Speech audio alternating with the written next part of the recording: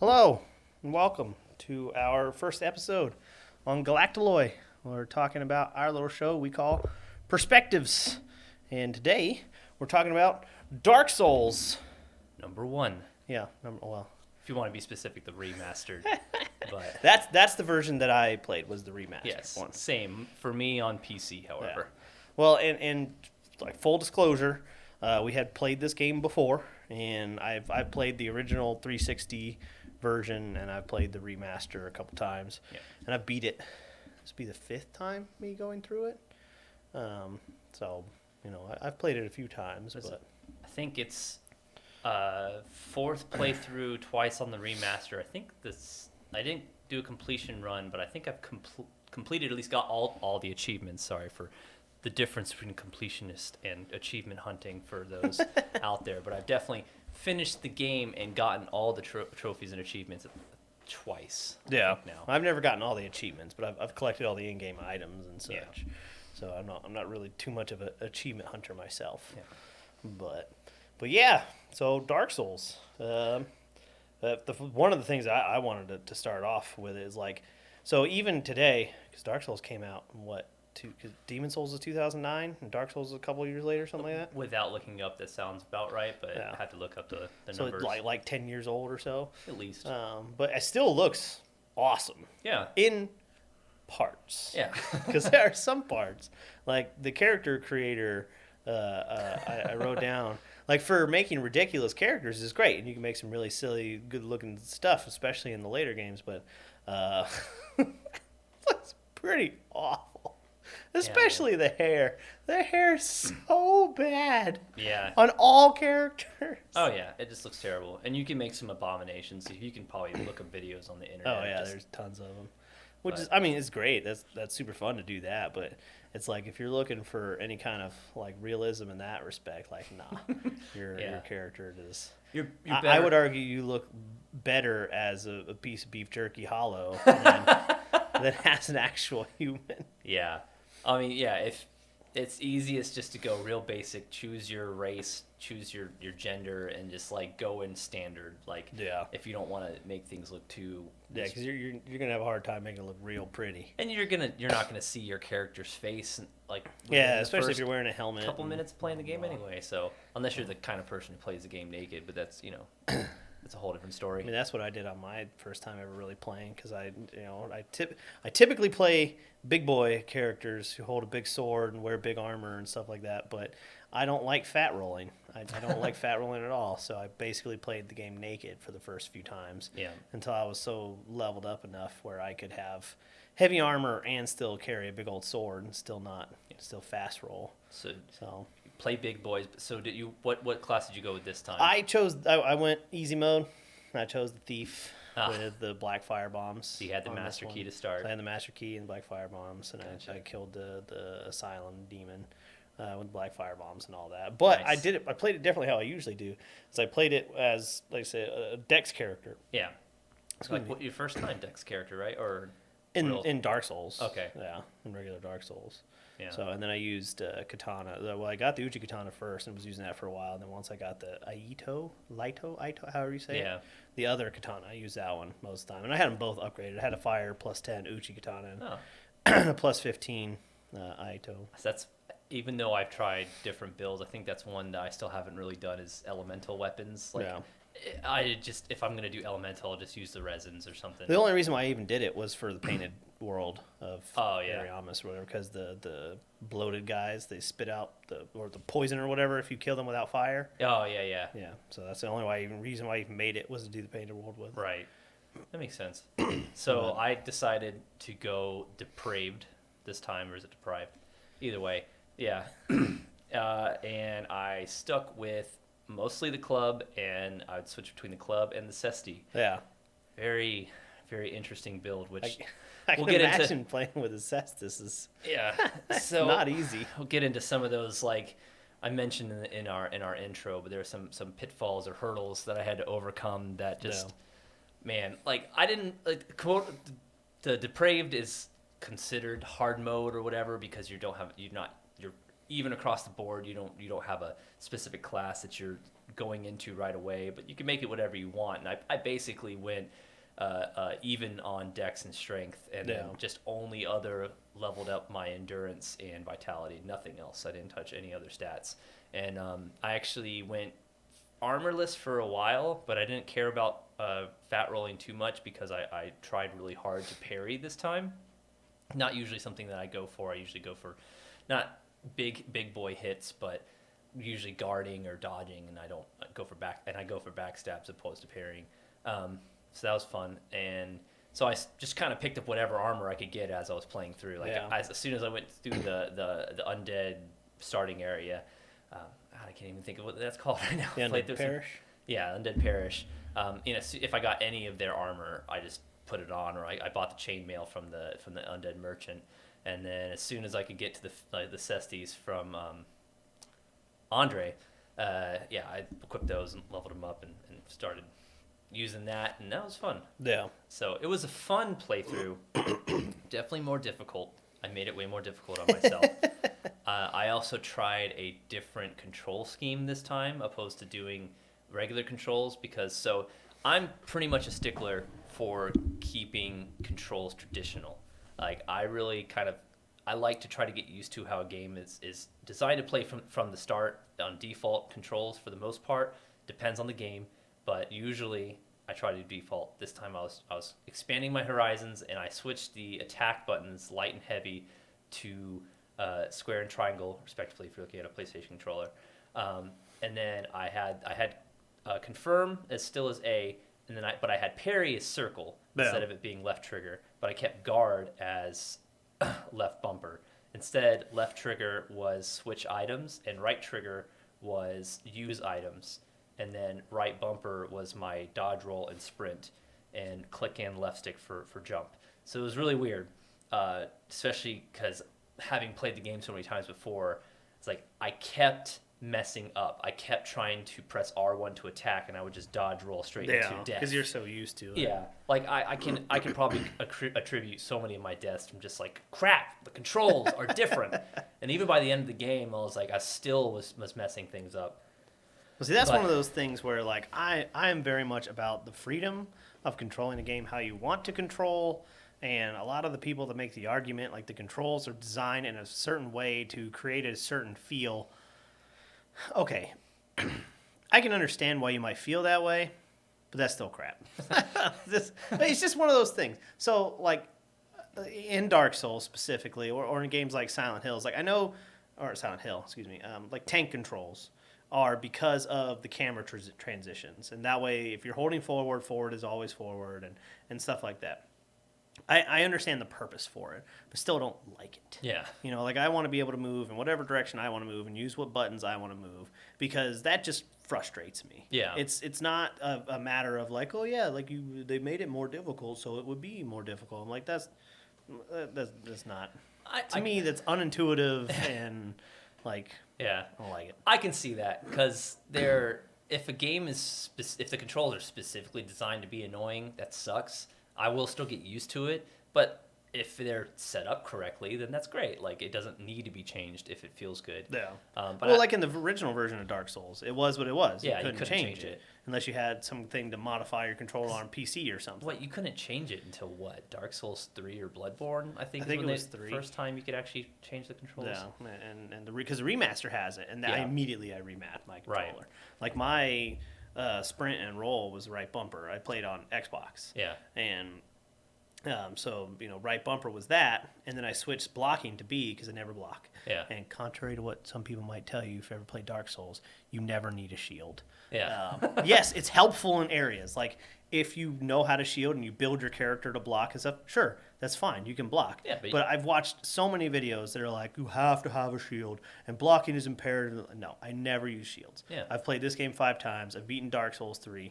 I've beaten Dark Souls 2. Bloodborne only has 2 shields. But like, I've done all these games, and I never use a shield. The only thing I use a shield for is the extra stats. I throw it on my back, so I have the one where your endurance comes back faster. So I use that. Just so I can have quicker regain endurance. Right. I never, ever use a shield. This time, though, I did learn to parry. Yeah. So I had my parry as my left trigger. Yeah. And so I had my attacks were still those, but that way I could move and run and move the camera at the same time. Right. Instead of having to remove my thumb from the camera to be able to dodge or run or whatever. Yeah. Because to me, it's like, no, I want to be able to have control over where I'm looking and what way I'm moving at all times. That is nice, because I started with mouse and keyboard, and I gave up on that after the was it Taurus Demon? Taurus Demon, the first, like one of the first bosses in the main area. I was just like, I gotta go back to controller. It's just like I'm don't see how more you- comfortable controller. Because I wanted to try what the traditional controls on PC were. Yeah. Just because, like I said, I want to see what the traditional controls are. But man, it doesn't work in my opinion on PC. Well, we kind of talked about this outside of the show a little bit. Yeah. Like people are like, oh yeah, keyboard and mouse is the way to go for everything. First person shooters, sure. Yeah. It is definitely. I mean, the numbers are there to support that it's superior. Right. Like they've even had to make games like first person shooters that are crossplay between PC and controllers. They've had to implement little handicaps on PC players to keep it fair because it is a lot more accurate and a lot easier to control. That's one of the reasons why auto aim exists on controllers is because it's to help match the mouse and keyboard. But when it comes to like 3D platformers or 3D action games, they're like, no way. man, like keyboard sucks. Yeah, because it was nice having like the ability to control the mouse and sprint at the same time, and control the camera, I should say. But yeah, it's like in order to do heavy attacks or parries, you had to hold down shift. Yeah. And it was weird because I would think it'd be more like right click should be shield and left click should be attack, which it was. That kind of made sense.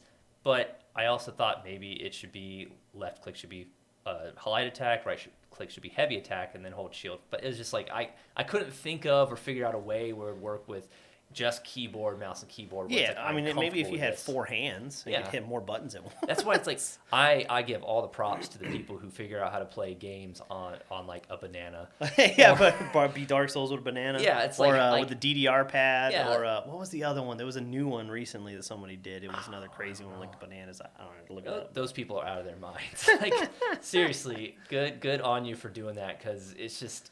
Like I don't know what kind of build you use, but those games are. I don't know how you would play it, let alone beat it. Yeah, like it must take so much time. Well, speaking of builds and stuff, I want to get into that a little bit. That's one thing that is fantastic about the Dark Souls games. Okay, so like in general, overall, Dark Souls games are good. They are very good games. Yeah, and for a lot of good reasons. But they do have faults. They are not perfect. Very a lot of people who have not just frustrating, but there are things that aren't done well. Yeah. You know, like anybody who says like Dark Souls is perfect, the inventory management is god awful. Oh, it's bad. It is horrible in the first one. Yeah. And it got a lot better in the other ones. And it still wasn't the best. It still could be better. 3 is my favorite for inventory. It's not bad. It gets better, but God. Like when you get so many of the repeat same item and you have to like individually put each sword in your box so you don't have a billion of them. Yeah. So yeah, some Until of that you get stuff to Framps is, where you can sell them off. Yeah, where you can sell them and all that. But the freedom of builds and stuff is definitely a high point of the Dark Souls series. But that also plays into like what kind of play style do you want to go easy mode? Do you want to go hard mode? Like the builds make easy mode for you difference. may be hard mode for someone else. That's now there true. are some I would say objectively, like using the Cestus the whole game is objectively harder than most other weapons. Yeah, we'll You talk know what about I some mean? of the bosses when it comes to using like hand to hand because dude. Yeah, it's not. That's like if you tried to play the whole game with bow and arrow. Yeah. Like that is just the way the game works. It's not balanced. It's going to be harder for you. It's not balanced for certain builds. It's not balanced for certain weapons. It's there like the Cesti or however you pronounce it is really not a boss weapon depending on which boss. Yeah. There were some bosses that I had no problem with, like Capra Demon. Killed him in one shot. One attempt. Some bosses like we'll get to it. It's just, But I mean, overall, that's a great thing is you can play the game how you want to play it. Yeah. Like I say, all those people that when I was having trouble the first couple times I played Dark Souls games, they're like, "Oh yeah, just use a shield. Shield's the way. You need to shield. You have to have a shield." Like, no, I never played a shield. I've beaten every game without a shield. Yeah. If you want to do that, that's available. If you want to be a big boy with a big sword, or if you want to, have a little sword or whatever. That was a big adjustment for me with the katana, is because every time I had played it before, I used like the Zweihander or Zweihander. Yeah, you had like a big sweep. Yeah, it had a big sweep back and forth. I could hit a bunch of guys. You could do the overhead and flatten a lot of enemies. And a lot of times, I would either sweep groups or just flatten a dude, and it wasn't a big deal. And it was still difficult because it's slower, so there's certain things. But with using the katana, it's just basically an up and down slash, unless you use the R2, which is apparently very good for PvP, but not so great, in my opinion, for PvE. Because fighting a lot of the enemies and bosses and stuff, it's like you really didn't have. It takes so long to charge up, unless they were like jumping at you and you knew the frame perfect timing to counter that. Sure, I guess, but for the most part, it's up and down. So I couldn't, like, when there was a group of 5 guys, I would have to separate and pick off one guy at a time, or I learned to parry, which I had never really played parrying before in any Dark Souls game. So I was parrying all the guys a lot more backstabs, Didn't you say like you found it a lot easier, like than you it's originally imagined one of it those being? like sometimes, like, when you watch videos on, like, how to play it and how to get better and how to parry and stuff, most of the time it's not very hard. Yeah. Like, once you actually start doing certain enemies. Yeah, some are harder than others. Yes. Absolutely. Because like their attacks and their attack speeds and stuff like that. But it's one of those where it's not as hard as you think it is going to be. Yeah. When you look at the idea of the timing and the parrying and stuff. So, like, most enemies are actually pretty easy to parry. Yeah. Unlike the Dark Knights, the Black Knights in the beginning. Like, you're really not supposed to fight those because, I shouldn't say not supposed to fight those, but you're not really equipped to fight them yet. Yeah, they're much more difficult. But when you parry them, especially the one with the single sword, you just catch him, you just lock him into an animation. When you parry, stab, he gets up, swing, parry, stab. You just do that over and over until he's dead. Yeah. Whereas the one with the great sword is a lot harder to parry. Just because of the way that he swings it and stuff. So, but he's also super easy just to get behind, stab him in the back. Right. So, but I had to learn. Like I say, I couldn't just knock everything over and poise through attacks and things like that. Right. I think the scariest part about learning parrying is if you miss a parry, it's punishing. I don't know if you take more damage if you miss a parry, but it's because. I think it's reduced because you still counts as a block because you lose stamina. But yeah, it's just that's the scariest part. Is you miss the parry, especially fighting the Black Knights in the beginning. It's so punishing, and that's what prevents people, I would think, from really learning it. Is because, like, why would I do that? Why would I intentionally put myself in danger when I could just, like, dodge around? Yeah. So.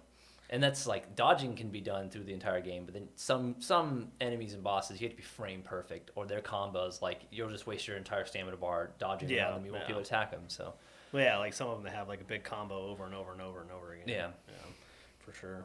But I mean, I say overall, it's really nice to be able to pick and choose and play it the way you want. And, you can make it as each easy. Playthrough can be different because if you play it differently, certain ways will be easier for you versus others, and that might be another big thing too. Like, you might just, the way you want to go about playing it, you may just not be clicking in your brain or whatever. Right. Your so play if you style. try a different build, it might make it where it's more manageable. Right, because I feel like you can make the game as frustrating or as simple as you really want it to be, depending on your build. Yeah. Like, I think the first time I played through, which I didn't finish the game, first time I played as a knight. The second time I played through the first game, I played as a pyromancer, which was great for a lot of things, but, dude, final boss. Well, when we get into he's bosses, not weak to fire, right? Just a big fire sword. It's not necessarily that he's not weak to fire. It's just that your window of opportunity to hit him with your pyromancy spells, much smaller. If we'll get into the boss. I'll have to share that experience. Because it was different this time, but I'll have to share that experience. Yeah. And then, like, Dark Souls 2, I think I went with, like, a heavy, like, two-handed build. Dark Souls 3, I played as a priest and, like, a pure dex build. Yeah. So I've done, and I played another Dark Souls remaster. I played as a sorcerer. So I've experimented with all classes. And, like, dude, sorcery is easy mode, straight up. Like, once you get some of your bigger spells, you don't, like, you can get hit and you're just like, and you poise right through it and destroy everything. Well, see, that would be the argument you'd have to make, though, is that you, for a lot of the sorcery stuff, you have to get a lot further in the game to get a lot of the more powerful ones. Which is true. And that point you and I played together, so it's like it helped get through some of the earlier stages. Yeah, but because that's another one. I can't think of it now, but that was another example I was thinking of. Like if you wanted to play this certain play style, you kind of got to get far in the game before you can pick that weapon up to do that. And then even then, it's like you're not going to really be viable until maybe New Game Plus or End Game, because you're not going to have all the upgrades, or because some of the weapons and armor you get so late into the game that unless you have grinded out the resources, unless you're already kind of on that path. Yeah. But I mean that's kind of something with RPGs in general. With a lot of RPGs, once you pick a path, that's the path you have. Right. There really is no and good or bad. I mean, I can see the argument for both. Like, I like in games like Skyrim where you can upgrade everything and do everything, which is cool. But then also, it's kind of nice if the RPG is really set up for it to be able to do multiple playthroughs, pick different classes, have it be a different enough but enjoyable enough experience to play again and again for tens, if not hundreds of hours. Some of them are so long. Like when you look at the advertisements, it seems like that's the thing in games today. Is like everybody wants their game to be longer and bigger, and that's not necessarily good for everything. Like I like a big long RPG, but if it's a big long RPG, you want me to play it 10 times to be able to experience all the different classes and stuff that you have. Yeah. And every playthrough is like 100 hours. That's a lot of time to dedicate to one game. Which that actually makes me. Dark Souls is really built around replayability. Like it can be like your first couple playthroughs can take you probably a long time getting familiar with everything. But once you know the proper routes and what you can skip, what you can't skip, and what you actually have to do and how to build things, like you can get through the main story within a couple hours if you're strong enough. Like if you run right through it, yeah. Especially on New Game Pluses and stuff like that. Once you know where enemies are. And given enough time, you can grind out, you can upgrade everything, you can get max level. It's just like, it would take you hundreds of hours. But that actually, like, caveat, I played the game in offline mode. So, I played in offline mode. So, too. I didn't even write that down. I didn't want to deal with PvP encounters. Yeah. Like, sorry for all you PvP purists, but sorry, not sorry. I wanted to get through the game. I wanted to experience the build that I was playing as. I wanted to just do a standard run, because that was gonna be my next question. Is like path progression. How did you flow through the game? So I did a little bit of like an OP guide at first. I ran through, used the master key to go down through Blighttown and through the Undead Burg a little bit. Or Undead Parish or whatever, to pick up some souls and stuff to be able to get past the Artorias Gate in Deepwood. Okay. And you have Darkroot Garden. Darkroot Garden. Yeah. And you have the what is it, the Hunter's Covenant or whatever? Yeah. And those people right there, if you're in that covenant, they don't attack you. Yeah. You can do the thing where you make the idiots run off the cliff. Run off the cliff, yeah. I didn't grind that for a long time. I just did it a little bit to be able to upgrade because, again, I've played and beaten the game before. Yeah. Several times. So it's like I was trying to make this playthrough happen to get to start to finish and kill every boss in the game. Including all the optional ones, without it taking as long a time. Right. So I did that first just to get a little more powerful, and have a fairly upgraded weapon and stuff right from the beginning. And then from there, I kind of went the route the game, like the story. Well, the story kind of leads you to go. Yeah. Up the bell tower, first bell, down the second bell, and then to Sen's Fortress and Orlando and stuff, so with little detours in between to do side stuff, side bosses. Yeah. So you did all the bosses. You didn't skip any of them because some of them are optional. Later on in the game, the centipede demon you can completely bypass if you do a certain route or whatever. But that's you can bypass him if you join the Chaos. Yeah, Chaos Daughter Chaos Covenant, whatever it is. Yeah. And if you feed her 30 it's a lot. Humanity. At that point, in the beginning of the game, it is a lot. I mean, you could grind it for a long time. Right. You can get it, you can do it, but in the beginning, it takes a little bit of time to get that much humanity. Right. But you can give her 30, and then you can go through the gate in front of the flame demon. Yeah. And you can bypass by opening that door from the other side and go straight through. Yeah, because that's spoiler. That's how you complete Solaire's quest line. You had to be able to kill the bug before he gets there. That way it doesn't infect attach to his head. Yeah. Gotcha.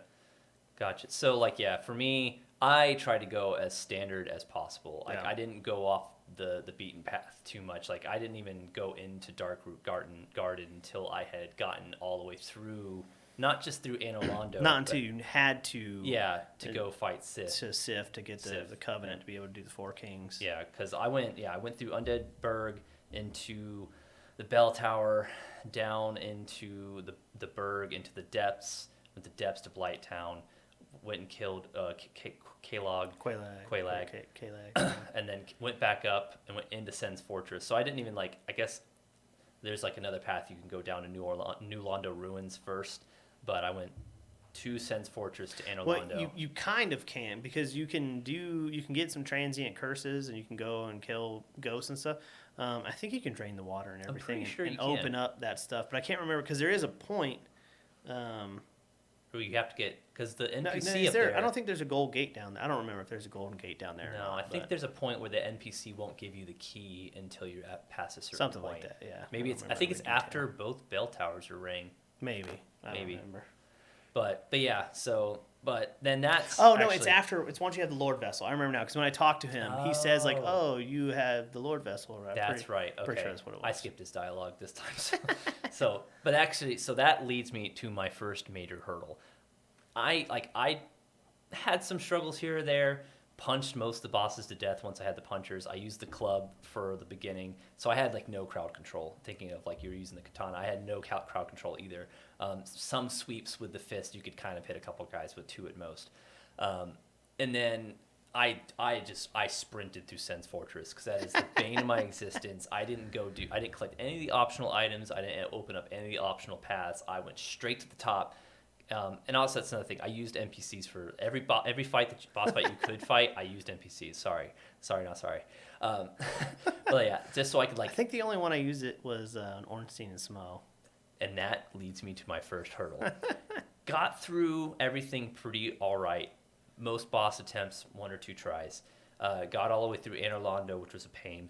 I actually I want to back up a little bit if you don't mind real quick. Yeah. Okay, so before you get to Orlando, if you go the regular route, if you don't use the Master Key and stuff, you have to go through Blighttown. Mm-hmm. And I know it's been talked about on YouTube videos and stuff like that, but anyone who likes Blighttown, you are a sociopath.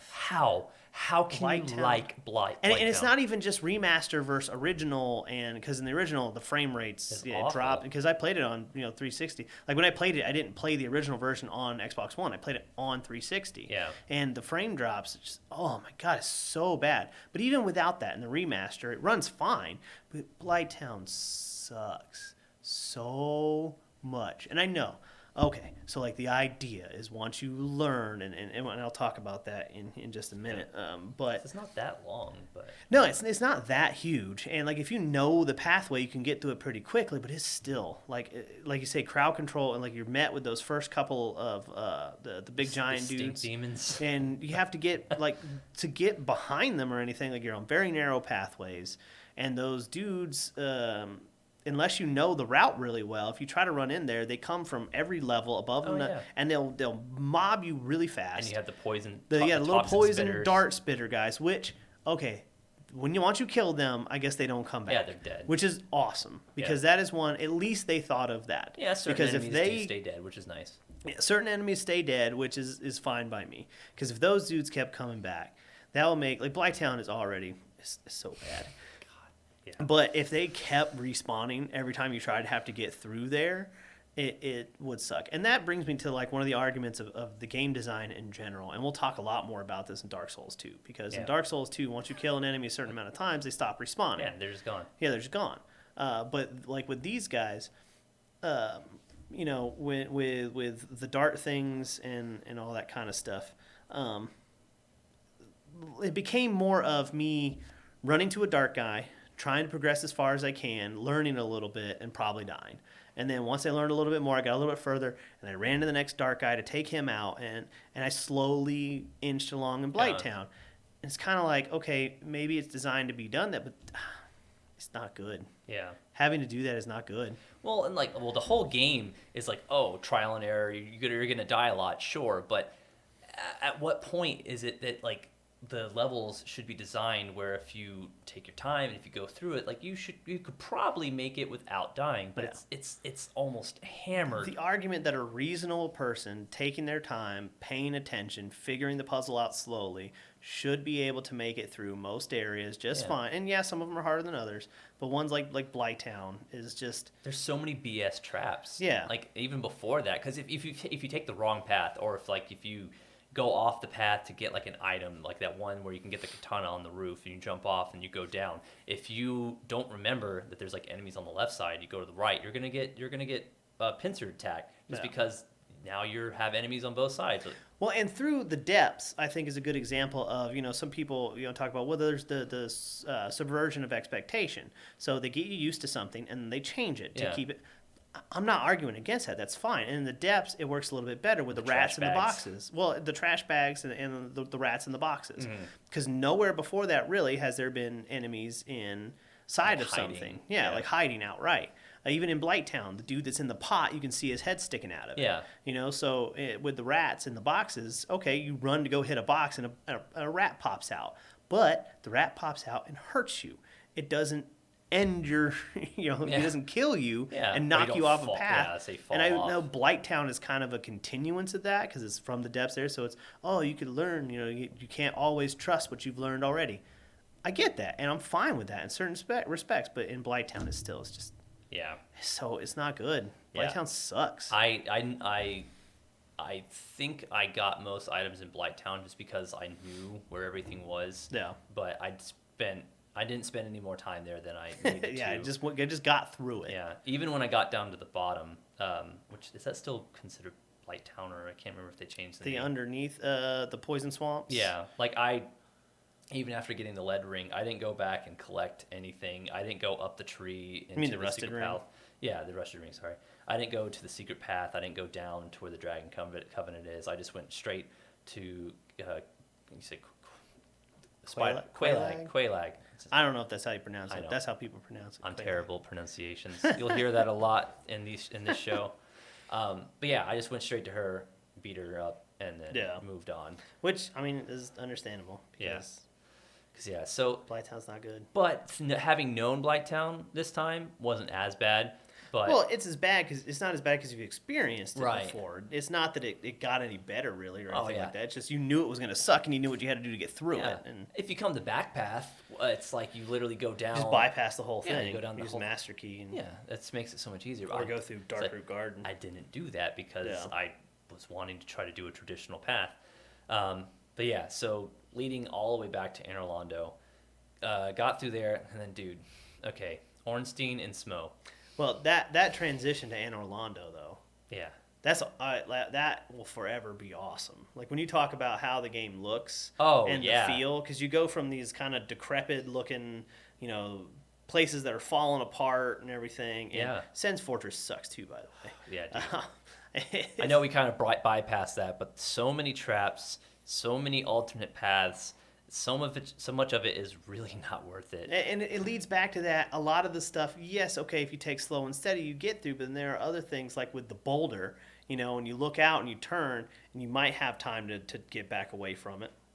Some people would argue there's that first snake guy there, and if you back up from him, he gets hit, and you go, oh, a boulder comes through. Yeah. So, like, okay, I get that, but it's still like... It doesn't even kill him. Yeah, Like, it only hurts him. what? Especially like, okay, I'm used to at that point being able to, like, with most weapons and other builds, you can hit an enemy 2 or 3 times, they die. Yeah. Dude, the fists, you had to hit them so many times. Yeah. And it has a good, like, hit stun. After, like, 3 or 4 hits, you'll usually stun an enemy and you can keep, like, wailing on them. But even then, it's just like, that's another reason why I sprinted through a lot of enemies in a lot of places, because I just didn't want to have to sit there and punch a guy 100 times for him to die until the end of the game when I was so strong that a couple hits wasn't so bad. But yeah, I remember the first time that I got to Sen's Fortress, and the very first playthrough I did. I didn't even complete Sen's Fortress because I gave up. Like, it just, like, it was such a barrier. Like, I had already spent so much time in that game before I got to Sen's Fortress that I was just like, I don't want to deal with this anymore. I literally started a new game before I had seen Anor Londo. And then, yeah, that cutscene, the transition where you're like, holy crap! Like this is here. It makes the game a lot more beautiful. Yeah, it's so cool. Yeah, because I mean, even going back to like the Undead Asylum before that, you can do that whole thing. It's like it's cool that those options are available to you. Yeah, and That's one thing that I do like is that you can go back to past areas and stuff has changed and it's worth it. Oh yeah, because you can get the Titanite slab if you kill the Stray Demon. Yeah, and I killed him very early on, but that was also, I mean, I knew how to fight him because right. It's really not that bad. I'll approach him, wait for him to hop, and jump. Yeah, then run away and jump back in, and run away when he's doing the big windup. He's going to do the big red bubble. It took so many punches because I didn't use my club at that point. I had switched from club to the punchers, and like, oh my god, yeah. But that's I mean, a credit towards Dark Souls and the game design is, you know, there are a lot of games where you can revisit a thing and maybe get an item, or some games are built on backtracking, but it's this one. It's like there's nothing that makes you go back. Yeah. But if you do go back in so many games, it's like you have the option to go back, and then you're like, oh, there's nothing there. But you go back in Dark Souls, like, place is different, and there's new enemies and new things to do, and there's cool stuff you can get. So it's higher souls, it's items very you can collect. Very rewarding to explore. Yeah, like no area in Dark Souls is really unworth. Right, unworth, is that a word? Not worth exploring. Unnecessarily. You know? Yeah, because I mean, and even then, it's not required. Yeah, like that's doing a standard run. There are so many things that aren't required. Yeah. Like you mentioned, you fought all the bosses, but at a certain point, I was trying to finish the game before we recorded, and I skipped. I did all the required bosses, but like there were anything that what I is could it? really It's like skip. you only actually had to kill 9 of them to beat the game. It's something pretty low. We could probably count it up right now if we really wanted to. But yeah, like I didn't do the DLC. Yeah, I did go and kill the butterfly. Oh, you did? Yeah, you mean that butterfly? Just because by the time I had already gotten past Seath, and I came back and everything in Darkroot Garden was so easy. I was killing things in 2 punches. I was like, I might as well just go up there real fast. Just to get another big chunk of souls. Yeah, at that point, it only benefited me a little bit. I still had to consume a lot of soul, like the consumable souls to level up. But that's the only reason why I did it. Well, I mean, I wanted to clear all bosses, but it was like it's an easy boss fight. Yeah. And she dies in not that many hits. I actually didn't get a chance to hit her at all. I summoned Patrice, but is it Patrice? Either way, I summoned the NPC. Beatrice.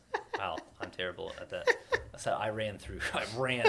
At that point. I don't know if that's her name, but if it is a Patrice, I would think it would be Beatrice. That's what I'm saying, dude. After Seath, the rest of the game was a blur. It's just getting to the end. Yeah, so like I summoned the NPC and she killed it. It was coming in for a landing. I was about to punch it and she killed it. Yeah. So I was like, okay, cool, that's fine. First hurdle, Anor Londo. Got through Anor Londo fairly easily. The Silver Knights weren't too bad. But by that point, I was like a pro at knowing when to parry those guys. I skipped a lot of the Titanite demons because I was like, I'm not going to level any of the boss weapons. I don't care. They're too hard to kill with the punchers. I wasn't using club at this point. So, get all the way through the point where you can summon Solaire. Sorry. Get to the boss door, and I told you in message, and like how many times, but I spent at least 5 hours continuing to fight Ornstein and Smo over it. Like this was my big hurdle. Previous times I have attempted this game, my biggest hurdles was like Gwen was my biggest hurdle for Pyromancer because I only leveled the starting axe, and I didn't use melee weapons that much, so I didn't really attack many things without pyromancy. So I was trying to kill Gwyn with my pyromancy. I was like, I could attack him with my axe, but it does like 100 damage a hit. I'll be here forever when my pyromancies do like 500 damage a hit. So I cheesed. Oh my god, I'm stuck on a little stalactite or whatever, and just like tossed chaos fireballs at him. And it took me 16 hours at least to defeat the final boss of Dark Souls 1 when I first played it. 16 hours over multiple days of attempts because I would get frustrated and stop playing. So he was my biggest hurdle first time playing through. I can't really recall any other bosses with other classes that like got me stuck for that long. Yeah. Especially since at that point you and I were playing together, and if it was a boss that wasn't really built for my class, you would just come in and two-hand smack it down the bosses to death. But so okay, even with Solaire, just trying to get Solaire through the boss door with half health. Oh yeah, like they don't make it easy when you have No. that silver knight that shoots arrows, and then the two Yeah. giant knight I guys. kill the Silver Arrow Knight guy first, then summon him, Yeah. and then try to separate the big dudes, the big giants, so that he could take on one, and I could just like kind of whittle down another with my punchers, and then maybe he would survive with a quarter health bar, and then go through the boss. But I had to have used between 20 to 22 humanity. Spend like all the humanity you Yes. gained it. At that point, every humanity that I gained, I spent almost all Did of you it. even kindle any bonfires at that Oh point? yeah, I had kindled like every single one along the path. Yeah. So, using a lot of humanity at that point, and it finally came down to I couldn't remember which to defeat first, Smo or Ornstein. So at first I was defeating excuse me. I was defeating Smo first and Smo's fighting. the little one. No, Smo's the big one. Smo's the big one. I was defeating Smo first and fighting Giant Ornstein. Yes, yeah, okay, gotcha. Because I could sit in between his feet and punch him. So, like, there were a few times I got him down to 2 punches, like 4 times. I was ready to throw my controller because most of the time, if you just like, there was 1 or 2 attacks that you had to dodge out of the way, but you could sit between his feet until he would jump back, and you can just kind of like chip away at his health. Yeah. But then, like, finally, I stopped doing big Ornstein and I started doing big Smo, or powered up Smo because he's really the same size.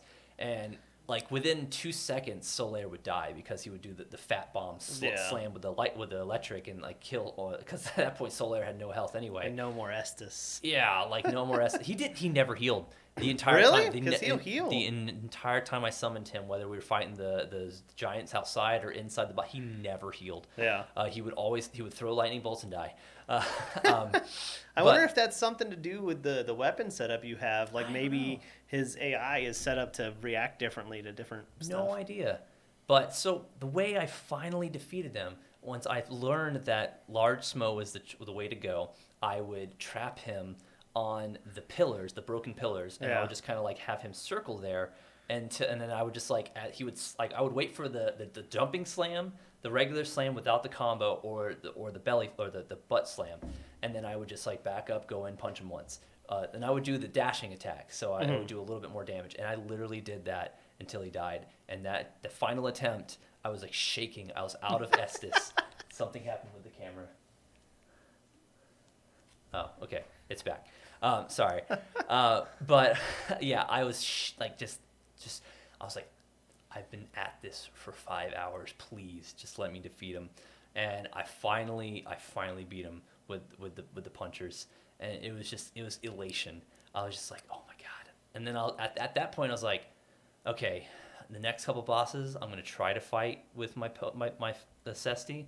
But if after the first or second attempt I die, I started upgrading my club again because I was like, this is going to become my boss weapon. Yeah. And that's like, I got through the library, didn't take me too long. I died a couple times going through the Grand Archives, or the Duke's Archives, I guess it's called in that game. Yeah, the Duke's Archives. Like that first section before you go up to Seath and get killed and go down to the prison. Like I had to just kind of sprint through that eventually.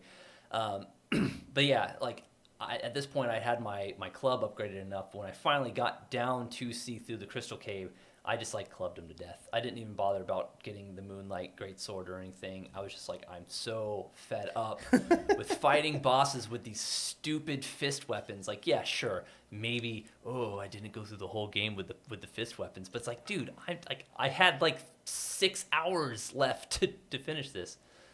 Yeah. But I mean, that's one of those where it's like, Sorry. I don't care who says what about maybe not chugging in the mic. I'm sorry. I was thirsty. I've been talking for a long time. So yeah, but your mouth is getting kind of sticky. That's why I was trying to let you know, like, hey man, maybe take a sip. Foaming at the mouth. But that's one of those things with that is like, I don't care what anyone says about, oh, you can't do it this way or you can't do it that way. Like, okay, if you choose to impose certain challenges upon yourself, whatever, that's you. but you can't tell someone else to play the game differently. Yeah. Like, they can play it whatever way they want to, because I could have gone back and got a different weapon and level it up completely and then played through with, like, the Scythe, I guess, is another great dex weapon. Yeah. I could have done that whole thing. But that brings me to the next thing I really wanted to talk about, and what the title of the episode is that Dark Souls difficulty is relative, but Dark Souls is really not that hard. Yeah. Or at least not as hard as Everyone the community or people would have you believe it is. Yeah. Now, don't misunderstand. It is difficult. And frustrating. It is challenging, and it is frustrating in parts. But it is not near as hard as a lot of people say, like, it's impossible. It's the hardest game ever made. I don't even think it's one of the hardest games ever made. No. But so that's the thing with the difficulty. And some of it is relative. If you pick certain weapons, certain bosses will be more difficult, just because of the way the weapons work, the way your dodge works. The Cestus is you put it on very hard mode for yourself with the Cestus for sure. But a lot of it is that.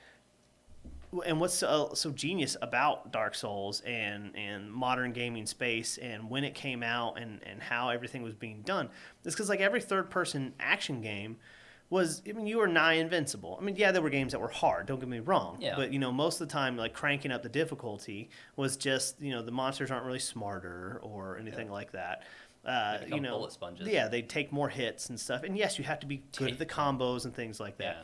But the thing with Dark Souls is it challenges you to forget how you play video games. Yeah. And to learn a different way of playing. Yeah, it tries to make you think outside the box, because, like, there are many games that you can play the same way through and be fine. But it asks you, like, hey, you fought this boss for 5 hours. Maybe you should try to change your strategy, change your weapon, not do even something so much different. that. Like, yeah. But so, like, for the most part, in most areas, if you just take it slow and steady, you'll realize a lot of things really aren't as difficult as they seem. Yeah. A lot of stuff comes off as really scary. Yeah. And yes, some of it is so, and sometimes the Dark Souls community has been awesome.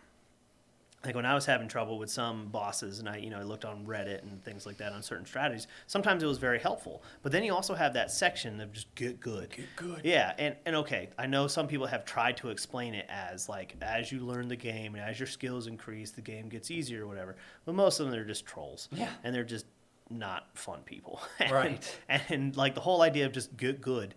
But in a certain part, like, Dark Souls is a big puzzle. Yeah. It's like, once you accept that death is a part of the game. It's inevitable. Yeah, it's inevitable. It's a part of it. You're supposed to die. Yeah. Like, that's why in Demon Souls, you're really not supposed to be able to beat that first demon. Yeah. Yes, you can, and yes, you do get different things if you're good enough to do that, and yes, there are Dark Souls speedrunners and such, but the game, if you take it slow and steady, and you figure out the puzzle, you start to realize that most things really aren't as hard as they seem. Yeah. There are some instances, like, where you get swarmed by a bunch of good dudes, and that's difficult. And there are some bosses that are cheaper than others. But most bosses, I died. I didn't die to most of them. Yeah. Most of them I beat my first try through. Not on my first playthrough. Yeah. On my first playthrough, That's it took me more the tries. latest attempt. But on my current attempt for this video, I beat most of them in the first try, because once I had learned, like, how they react and how they move and when to attack, you realize they're really not that hard. There are a couple of them that took me a few tries, but even then, I think the most was like 3 tries on any of the bosses. I wish. Well, like I say, you set yourself up for a much harder time, but I had a lot more trouble just in certain areas. Yeah. That, like, Blighttown sucks. Sen's Fortress sucks. I died a bunch of times going through there but again, part of that is figuring out the puzzles. Like, once you know where enemies are, but even most of your normal enemies, they're stupid. Oh, yeah. like most enemies Pattern in the games recognition. are dumb. It's pattern recognition. You can do circles around They them. don't learn from the way you play. They do the same combos. It's over not and over adaptive again. AI. Yeah, they'll do the same combos. If you're standing in certain positions, they'll do the same swings most of the time, Yeah. with Except a little you- bit of randomness. You parry your pose, and then, like they'll usually get up and do the same Yeah, attack. like with the Black Knights or the Silver Knights, the sword and shield. Literally, like parry, stab, he'll get up, do the same attack, parry, stab. You just do that Yeah. over and over. And like I say, a lot of them you just get behind. Yeah. There are ones every once in a while that are more annoying, more frustrating. Like some of the bigger guys who you can't backstab or you can't parry and stuff like that. Yeah. But even still, most of them you just and a lot most of the bosses, especially big bosses, you just get behind them, and stab them in the butt, and like. Yeah, or punch him in the junk. Yeah.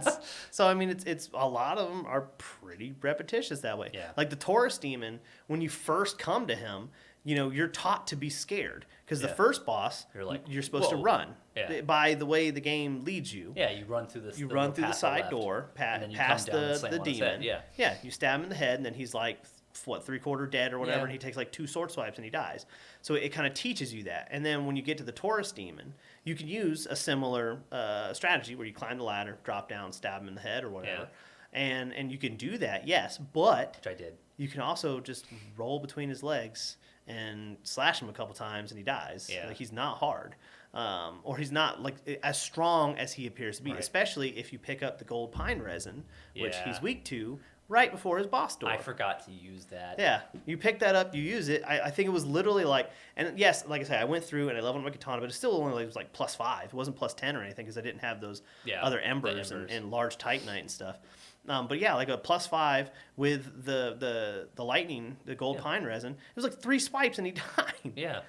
So it's like most bosses really aren't that difficult. It's more about once you figured out the puzzle and you understand how they work, and sometimes that might take a few deaths of you running into a boss, observing him, dying a couple to him, observing it, dying a couple of times, and learning what it does, and then coming back. That would have made my playthrough so much easier if I had went through Dark Route to get to Andre so I could level stuff up. No, nothing was leveled up until basically I got to the Belfry Towers. Yeah, the Belfry Demon. gargoyles. Yeah. Yeah. Man.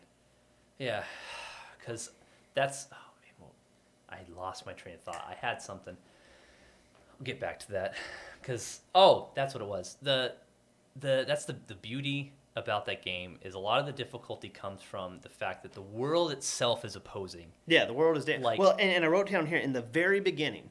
So in the asylum, when the guy that saves you, and then you find him a little bit later with the boulder room. Yeah. Right? You go in there, and he literally tells you, he says, I'm going to turn hollow, to be careful around me. Yeah. He's telling you, in the beginning, that is Dark Souls telling you. Things will change. Everything is out to get you. Yeah. Things will change. Some things that you thought would attack you won't attack you. And be suspicious of everything. Yeah. Take your time. Yeah. Go through it slow. Once you learn it and approach things in a methodical and a problem-solving approach, like I say, the game is not near as hard as people think it is. Say a lot of people just probably are too impatient. It really comes down to like, patience is a big thing. Yeah. If you're not patient, because it does take time, and you do have to get good. Like you have to learn, you have to increase your skills and such. It's not the kind of game you can just blast through until you you've can't run really through learned pressing it. the A button. Yeah. You got to learn the game. It's a very oppressive world, but that's another thing is that it's oppressive, but once you get far enough, it really makes you feel the progression of your character, because once you get past Seath, and you can go down to New Londo Ruins, and like the new Four Kings didn't take me too long. That wasn't actually too bad. I dodged through most things, two-handed my club, and went down and did I do Gravelord Nito first before I went to?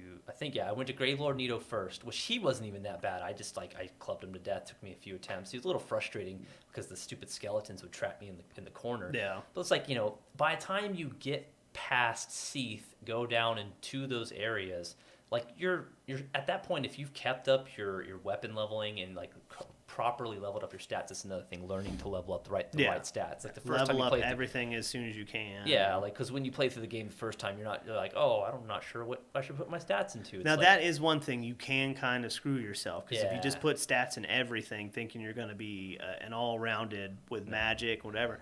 That's you like New can Game do plus 7. that. But yeah, but it's a lot of grinding. And Yeah. it's not just like if you want to go through efficiently the first time.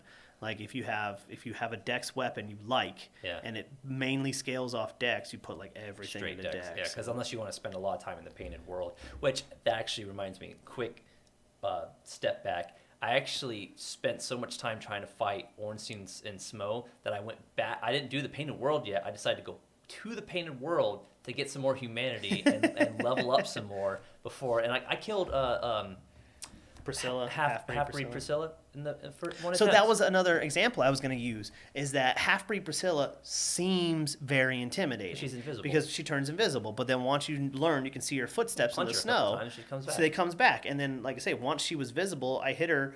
It took me maybe like 10 strikes or whatever, but she died really quickly. Like, she doesn't have a lot of health. Yeah. She doesn't hit super, super hard. It's just, so much of this stuff is designed to make you go, to tell your brain it's so hard. Yeah, it's so like scary. so many people out there, if you have not played Dark Souls, or if you have played Dark Souls, or if you're intimidated to try to play it, or if you got frustrated and quit right in the beginning, I feel you, but I'm telling you, it is not as hard as you think it is. It is designed to make you feel that way. Yeah, like the imposing sense of fear. Like when you first come across the Hydra in the distance in Dark Root, you're like huge. You're like shooting these giant water blasts. This thing. And then when you learn him to get close enough, he does the laying down and if you just roll out of the way. Sometimes you don't even have to roll. Yeah, if you just run one way or the other, you can completely avoid it. It's a very intimidating game. But yeah, just check your builds, check your stats. Like, really, if you find a weapon you like, go all in with that weapon, and you'll be fine. Because you get through everything, and once, it's like got through Seath, started going to those other areas, got through the catacombs, no problem. Like, the damage output at that point when you go back through some of those earlier areas, because that's another thing that I think is really intimidating for a lot of people, is it doesn't give you a very good sense of direction of where you need to go. Yeah. You can explore most of the world's environments, like, as soon as you come across them. There's no barriers to entry, so you can go straight to the catacombs and get your butt handed to you over and over again. You can go to New Londo ruins and not figure out how to fight the ghosts. It's like, but it's just like, once you revisit those sections after doing the build and getting the weapons and stuff, you kill things even with the fist. Most things you kill in a couple hits. And even like you said, the bosses, it takes like 10 hits. It's like, if you learn how to dodge, learn how to guard, learn how to parry, it's just finding the window to hit them, back off. That's another thing. Hit and back off. What they always say Stamina is management. don't get greedy. Yeah. Hit them once or twice and run away. Because it takes a little bit of extra time, but that's you hit them like a couple more times, you whittle them down, and then they're dead. Yeah. So Well, and even thinking of like the catacombs seems crazy because the skeletons come back. Yeah. They don't die, but then you learn once you kill the little fire mage guys, they stop respawning. So it's like you run past them, you kill him, and then you kill the ones that are there, and then they stop coming back. Yeah, it's like the easiest boss in the game. If you go there when you're supposed, like after when you're supposed to, Pinwheel, it's just like, he's so Pinwheel easy. he can. If you go there first thing. But he's got like the little fire attack that'll hit you a bunch of times, so it's like he can kill you. But yeah, by the time you get to Pinwheel, it's kind of, you've lost that sense because you're so leveled up. You've done so many other things, especially if you go the Anor Londo, because you can get to Pinwheel before Anor Londo. You can get to Gravelord Nito before you can.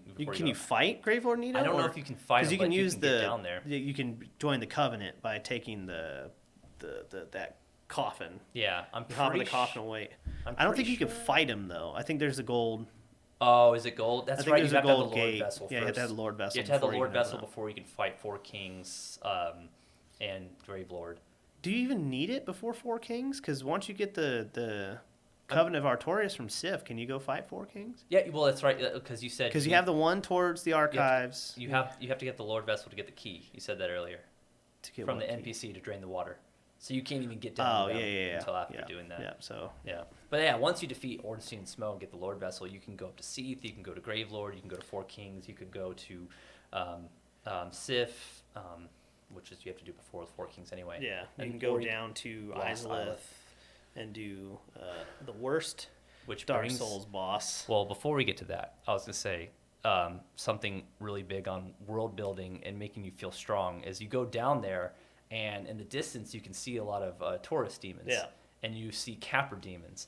and like you're like, holy crap, these are just a regular enemy now. They But used to be bosses. yeah, they used to be bosses. But if you bait them one at a time, they're not that you bad. kill them really quickly. And again, that's if you've leveled up at that point. With learning. Well, by that point, you should be pretty strong. Yeah. If you've leveled up and you've upgraded your weapons. You don't even have to really grind. I think that's another big thing that you hear about in discussions on the internet. It's like, oh, you got to grind. You got to grind. You got to grind. You don't really got to like grind. You have to grind for items. You have to level your weapons. You have to get souls levels. It's like, no, like that's why there are people who do PvP builds at like soul level 120, or they beat the game at soul level 1 because the game does not require you to grind ever. Yeah. You can skip past people, the strength that you're at, you can defeat anything with enough patience. Well, okay, all right, so if you don't level up and stuff, you're obviously going to make things a lot harder on yourself.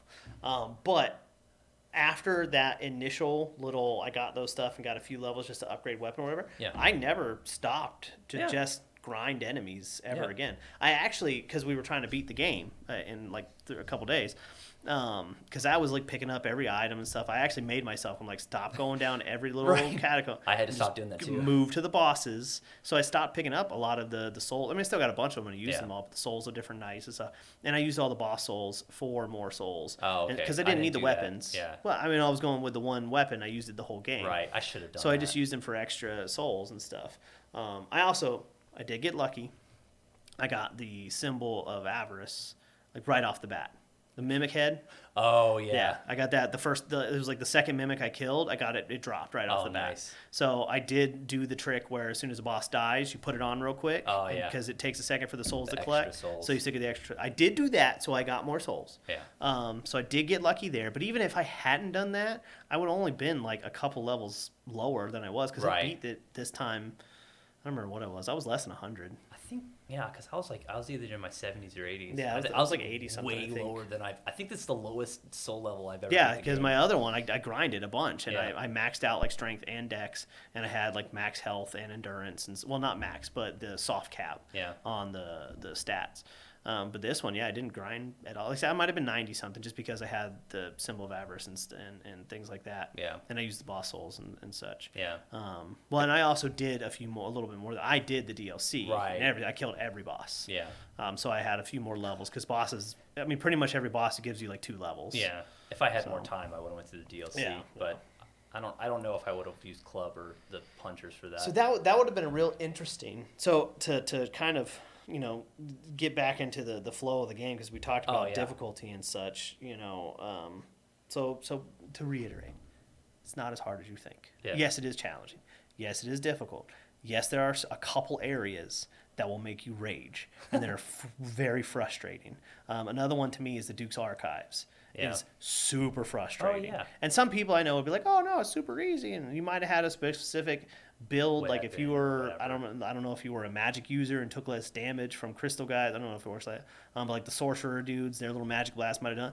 But it is set up like the way the enemies are and stuff. It is frustrating. There's so many. Too. Yeah, there's so you can't you can run past them, but like if you don't know exactly where you're going and go the path and have to like turn around at all, you'll turn around and be met by like 20 dudes. Yeah. And it is a very frustrating area. It wasn't until after the Duke's Archive that I stopped going and collecting everything. That's why I said like after Seath, I just sprinted to the rest of the game. Yeah, it's the Duke's Archives is very difficult. Yeah.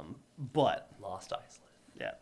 So you were going on from Duke's Archives sucks into Lost Island. Yeah, Lost Island. So like the getting down to Lost Island isn't too bad. Like we talked about earlier. You're so much stronger at that point. Like the enemies can kill you pretty quickly, but you kill them really quick. The bosses aren't too bad, especially if you use NPC help. But then you get through everything, and then you get to the boss of the area, and it's not even a boss. It's the Bed of Chaos. There's a reason why it's on most people's worst Dark Souls boss lists. Because it's not really a boss, but. So in trying to think of what I was just saying about difficulty, it is more of a puzzle than a boss. But it also is unique. It's not very fair. No. Because it is very difficult. No. So one thing I did notice on this playthrough is when it breaks the ground out from below you, if you look at where the roots are, that's where the platforms stay. Because they're like in the root system. Yeah. Which makes sense. But even knowing that, I still would stuff would drop out from underneath me. Yeah. So it's like, unless you do it over and over again, and you know the exact path, which is not easy to remember exactly what tile to stand on, Right. it's still annoying, and it's not great. And especially because, like, getting through the air, leading up to it, you can get through that area pretty quick if you're not going to all the sides. yeah, all the little fire guys, you can run right past them. Yeah. You don't have to go to the poison pits underneath unless you're trying to do like the Siegmeyer quest or whatever. And I didn't spend near as much time on the Beta Chaos as I did with Ornstein and Smo, but just every death felt so cheap, and the path to get back to it is so long. And you got to run past the Titanite demon that doesn't permadie. It respawns. He could potentially one-shot you if you're not careful. Oh my god, that happened to me the first couple times when I went to run by him, and he swiped me, and I got hit and was either one shot or almost one shot. And it it could be, oh, you learned to I roll by him, but it's still because there's no good bonfire from there. No, you have to. The quickest is what from the daughter of chaos down into the path and then drop and run that way. And that's so long. long. It's like 4 minutes for like what really should only take you like a minute. No. If you know the path, if you know to go to the right first, take care of the route, go over to the left, not fall into a hole and not get swept into a hole. Yeah. That's another thing. Like, you can guard through it, but then you have no stamina to keep sprinting. Yeah. You can roll through it if you time it just right. Right.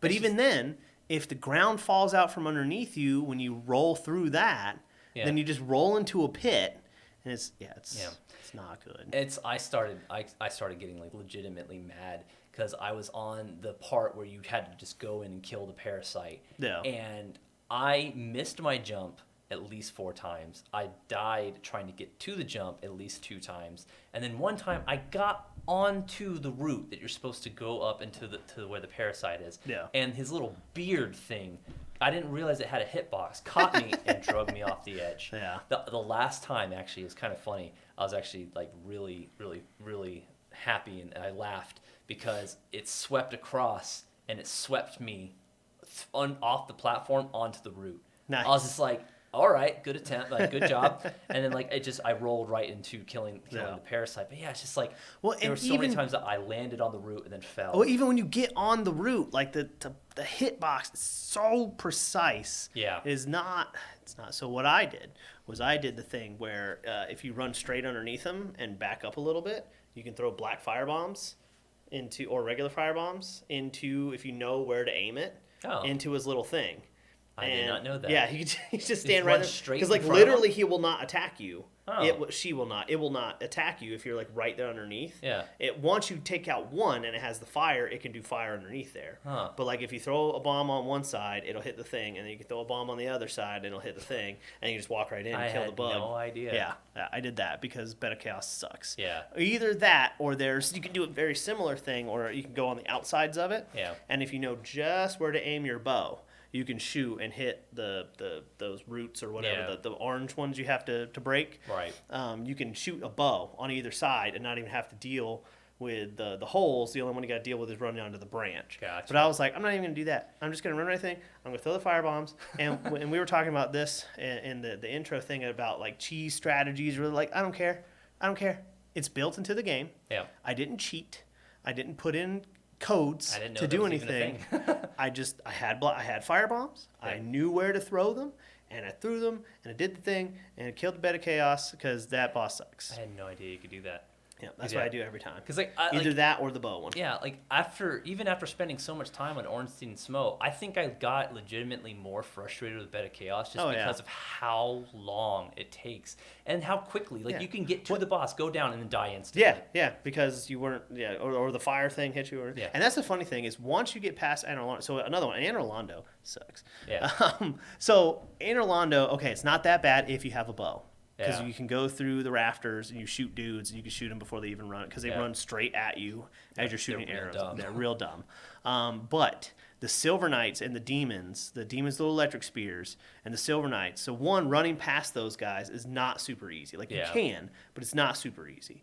And then getting past the Silver Knights with the giant bows, with the dragon bows, dude, that took me longer than it took me to kill any boss. Really? I beat Ornstein and Smo first try. Wow. And that's not. I'm not Not no God MLG, gamer over yeah, no here. God gamer. I've played the game 5 times. Like, You're and familiar. I'm familiar. And I didn't even have like strong armor. I went with a ninja outfit the whole time. I did too, Yeah. oddly enough. That's funny. Well, it's super lightweight, Yeah. and it sucks to get Twinkling Titanite to upgrade it. But Yeah. I eventually had enough souls to buy enough from the giant. I and didn't upgrade even the max it whole out. thing. I maxed all of them out. Yeah. But even then, like you don't have a lot of defense, so it's Yeah. not like it helps you a ton. You just have some armor and still super lightweight to be able to run really fast. Yeah. So I mean, I had the I ninja played guard. Fashion Souls. Yeah, yeah. So I did that, but running through there, and eventually, I got up to him and I got him to put his bow away, and I parried him and he fell off the edge, Yeah. and I got around that thing. I was like, that was my sigh of relief. I was like, oh, because it took me Really? like 10 tries. Wow. I was like, because that That part's like at that part for me, like I was so familiar with parrying those guys. I was like, I have no problem. it's not that you can't, Yeah. but it's like I say, just avoiding and getting the right timing with his bow and stuff Yeah. like that.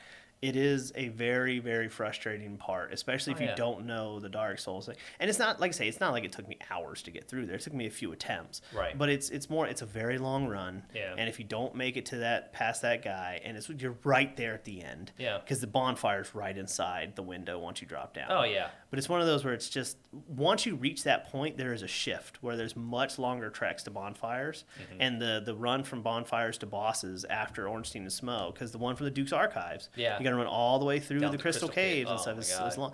I would rather run the Crystal Caves over and over and over again than do Anorlando or do Bed of Chaos. Bed of Chaos. Yeah. Because once you know, so that's another one. It has invisible paths, and everybody's Once you like, know "Oh my what it God, is. you can't!" But yeah, once you know the path, and once you know the snowflakes Yeah. that hit the thing, You don't need the prism stones. yeah, you don't need the prism stuff. You can see exactly where you need to go. Yeah. And yeah, it's kind of like, oh, I'm not sure, but They're wide enough that you can sprint with confidence. yeah. Oh yeah, I ran right through the whole thing. Yeah. And you have to not trust that thing that says imminent fall. Yeah. The little thing on the ground said, because you just run straight through there and Yeah. you go all the way. But yeah, I would rather run through there and run past the giant skull clamshell things. Yeah. Than have to try to get through Lost Isla. At least it's a boss fight. Like at least it's a legitimate boss fight that like Seath. Did I say Seath or did I say It's Sith? Sith. Oh my Sith, bad. yeah. I thought I said anyways, Seath is at least a legitimate boss fight. Yeah. Like Yeah, and it's not that hard. That is one thing that is kind of annoying, because Seath is kind of cheap, because if you get caught in his little curse things, Mm-hmm. you can get cursed real quick. So I put on the curse bite ring or whatever to resist Yeah. curse. It gives you like double the curse resistance. Because like even with the ninja armor and stuff, I would sit in that stuff forever. And never get Really? cursed. I wonder. I don't know why. I got cursed really Yeah. quick. Maybe it was your shield. Maybe, because I would get cursed really quick. So I So put you got that the on. sacred shield or the stamina shield, right? Yeah, it starts with a C. I don't know. what it is. How was pairing with that? Because I used the target shield. It's fine. And it was like the pairing window is. Well, I know that that's incredible. different for the smaller ones versus the bigger ones, but Yeah. I mean, I didn't really have a hard time with it. I know that's Gotcha. learning each one or whatever. but Right. I don't know what it was about Seath, but I only died to him once because I got cursed one time. Yeah. Because for whatever reason, it cursed me like near instantly. Jeez. So I don't remember, because no, that's Bloodborne, where the insight. Oh, yeah. And frenzy and all The that. humanity doesn't affect. It just Yeah, the affects your humanity doesn't luck. I affect. think it does. It has some other. Yeah, it effect. affects drop rate, and then Doesn't I it don't know what else. affect like potential for invasions? I think maybe I might be. I don't know. I don't remember specifically. Well, I think I don't know. I'm Yeah. not sure. I had to look it up. So- But yeah, it only affects your yeah. drop rate, I think. So, did you want to talk about DLC before or after the final boss? Because I didn't do I the was DLC. going to do DLC first. Okay. So, but yeah, after that point, there's a shift. The areas are harder. Yeah. Because the enemies hit harder. Things take They're more longer. abundant. It takes a little more time. The runs are very long. Yeah. But even the Four Kings, I didn't have a problem with this time. And in my first character, I don't know if it's just because of the big boy sword or what. Like, I had to do the thing where you like do all Havel armor and like have super defense to be able to kill him. Oh, really? And this one, I rip right through him. I don't know. Yeah. I don't know. Well, having bleed is awesome. Oh yeah. Because you'd hit like 3 or 4 times with a katana, and you took a big chunk off with bleed. Right. So that helped a lot. Dude, like, I even- was trying to think. Like Sif wasn't all that hard. Yeah. Like Yeah. my club, I only got to level 10. I maxed out the. I keep saying Cesti. You keep saying something else. Isn't it Cestus? Maybe or it is is it Cestus. Cesti? I don't. I don't know. I have to go look. Either way, like I got those, I maxed those out. But like for bosses, I like the club was just so much more damage per Yeah. hit. Like I tried a couple times. I tried every boss that I fought with the fist first before I did the club, And then, like, I went in with the club and just, like, I killed the first king before the rest of the next one spawned. It wasn't too bad. Yeah, I'm trying to think of how many bosses I actually died to. Because I did die to Bed of Chaos just because I got caught in a weird thing the one time. But other than that, it was just, like, say, second try, just bomb, went through. Most Seath only died because of Curse, and then after that, he's pretty easy. Yeah. After Ornstein and Smo and Seath, most bosses I didn't, like, maybe died to once or twice. Yeah. Like, too much. Like, before that point, there were some that I died a couple times to. Some of them that I did in one attempt. Yeah, I know. But yeah, it's like I say, even all like Nito Nito was a little annoying. I did have to heal a bunch, but I did kill him first try. He's not hard. It's just like a couple of his moves are annoying. So one of the things that's different with Seath is you really have to pay attention to the audio. Yeah, you have to be listening, not visually, but whatever the word. Yeah, because when he does the red scythe stuff, it does this very prominent like horror noise. Yeah. So if you roll when you hear that noise, then you won't get hit by it. If you're just running or whatever, you'll get hit. Yeah. Did you say Nito or Seath? Nito. Okay. Did I say Seath? I meant Nito. Yeah. I meant Nito. You have to really listen. Right. And if you stay back and let him come to you, you can do it, I think, without getting any skeletons go over there, but I only had the 3 little ones. Yeah, I didn't have to deal with the giant three little ones. Because, you don't want the giant ones. No. That's the only thing that makes him hard is, like, there's so many dudes, and he raises them every once in a while. Yeah. But other than that, like, if you separate him, he's really not that bad. So I'm trying to think of some of the other bosses. The butterfly, Moonlight Butterfly seems very difficult, and like if you don't have like real high magic defense or something, like it can hurt you a lot, but it's really not that hard. You just got to learn to avoid until it comes down. Well, that's one of the annoying things is if you don't have a bow and you're like, how do I hit this thing? You have to avoid all the attacks until it floats and lands and is like eaten from the thing or whatever. And then I killed it in one go. Wow. Like as soon as it landed, it was just one time and it died. That's awesome. So, and then like I say, most of the other bosses. Yeah, Sif I did in one try. I did run out of Estus, but I did kill it in one. I got Sif in attempt. first try. I did Quaylak. Quaylak took me a few tries, but that was more of just so her swipes are a lot slower. Yeah. Like the wind up slot, she rears back and pauses and then swipes. So it just took me a couple of beats to get used to that. I think it only took me like 3 attempts, but the first 2 attempts I died like literally as soon as I entered the boss zone because she comes out and she'll like do that jump and spit magma. Yeah. And like You as can't much run as I tried to out of avoid it, I she can catch you with a couple little cheap things. Yeah. But it took me 3 or 4. It wasn't all that bad. The gaping dragon was one that I had trouble with at Really? first. Yeah, because you told me like you did it in one attempt. I didn't even get hit. But like I don't know why, but I had such a hard time with that guy. Because he's one of those, he's so easy because he's so slow and you run away from him, just get behind him and like whack him. And as long as you don't stand right on his legs because he can like step on you. Yeah. But you just back up a little bit and like poke him in the butt. It was just my range. Yeah. I had so little range with the hand, with the fist. It's just Yeah, I cut his tail off, and now him, I did grab the NPC just because I happened to be human. Yeah. And so I was like, I summoned the NPC and did that. Yeah. And I did have Solaire for Ornstein and Smo, but even then, I killed him first try, and I didn't even really get hit that much. I don't know if I would have been able to do them without him. Like, I think my attempts, like, it took me 5 hours as it was. I think it would take me even longer if I hadn't done that. And that was like that was the longest time I played the game. If it wasn't for that amount of time that I spent on that boss, like, I would have gotten through. I would have done the DLC. Well, even on my original playthrough, like I beat Ornstein and Smo, and it was only a handful of tries. Yeah. So they're not as hard as now. Yours situation is different, but as most people like present them, they're not as hard. Again, once you kind of figure out, like if you can separate them, put those pillars in between you and the boss and all that kind of stuff. Yeah. But yeah. So your DLC experience. So I did not do the DLC this run. I was over it at that point. I didn't even want to attempt Artorias or the dragon or the big grabby hand guy with the fist weapons. No, I wasn't having it. I might on my own time, not for this video, go through and just like do it to see what it's like. It's gonna suck 'cause it's New Game Plus, but just to see. Well, so I did do the DLC. And so the Guardian boss is annoying, and he's not super hard, but he has that multi-lightning shot, and if you get caught by that, you get hit by every one of them. Like if you get hit by the first one, you can't dodge any of the other ones. Yeah. So he was just kind of frustrating, but it only took me 2 tries to kill him. And then when I ran through everything in the DLC. I didn't really stop for anything. I ran straight to Artorias. To that DLC. It's really not that big. Yeah. Like if once you know the thing, it seems like it's a lot because that's a big thing with Dark Souls too. Is every area seems huge when you're crawling through it when Yeah. you inch through. But once you know it and you run through it, you realize they're really not that big. Yeah. So once I got to Artorias, I only died once, and it only took me 2 tries. But that's because in the first try, I remembered, oh yeah, this is a Bloodborne boss. Yeah. This is not a regular Dark Souls, because most of the other Dark Souls enemies, even the big fast ones, Yeah. they're still fairly slow and dumb, and you can walk around them, and you can, once you know when to dodge, you can fairly easily dodge. But with Artorias, you have to be aggressive. Yeah. And I actually really like that. And Artorias is one of my favorite bosses in this game, and I think it's one of the best ones because he's a humanoid, so he reacts differently than a lot of the other bosses. But that's a big thing with him is you have to be aggressive. And that's different than most other bosses. Most other bosses is find your opportunity, way in between. But Artorias, run straight at him. Yeah. And yes, you can dodge through every one of his moves. He does have a couple annoying combos where if he catches you with one, he'll hit you like 2-3 times.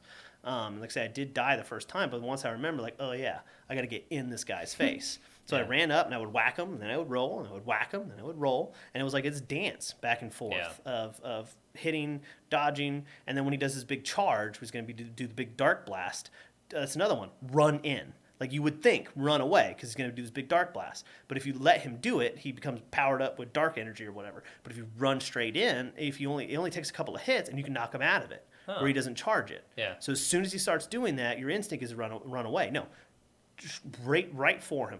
I think if your weapon is powerful enough. Yeah. But yeah, I ran right through him, and it's like 1, 2, 3, and it would knock him out of it. And then I can get like a 4th hit, and then reset to the dance. So it's like, yeah, he's really, really good. I want to try him with the fist weapons because I don't think it's going to be. I think it's going to take a long time, just depending on how hard you hit. Yeah. But I don't think it's going to be as hard as you think it is, as long as you be aggressive. Be aggressive. I'm actually more worried about the other bosses because the freaking lightning dragon. So whatever. Calamy, I killed in the first try, and so Calamy, a lot of people say it's like the hardest game in the or hardest boss in the game, because he has the most health and he does hit very hard. But he's another one. He's a big dumb dragon. Yeah. Like once you learn, so like if he's rearing up, he's gonna do like a lightning move, and it's Dodge either. away. Well, it's either the one that goes in front of him and you can get around him and hit him a couple times, or it's the one that goes like all out and you just run away. But either way, like you run at him and then gauge which one it is and whether you can attack or not. Yeah. And then for the most part, like I say, just get behind him and hit him a couple times. he And does he some does a couple swipes. little stomps. He does like the dive can hurt, but it's fairly easy to dodge. Mm-hmm. And I mean, maybe if you're fat rolling, that's a whole different story. Yeah. But yeah, I killed him in the first try, and it was more of just like, dodge out of the way, get behind him, hit him, take it slow. And what's the final bosses of the DLC? Manus. So it only took me 2 tries. Yeah. Now, the first time I fought Manus, I tried over and over and over and over, and it took me like 2 hours. Yeah. Because Manus is very, very hard, and he is very fast. But he's another one of those. He's a lot like Artorias. Get aggressive. Yeah. You get right in it because he has that giant gorilla arm. Yeah. And it seems very daunting and very scary. Kind of reminds me of the Dark Soul 3 boss, the Dark Soul guy, the one that's looking for the Dark Soul in the DLC. Yeah. That guy's I want to talk about him We'll get in the there. Dark Souls 3 Oh video. my God.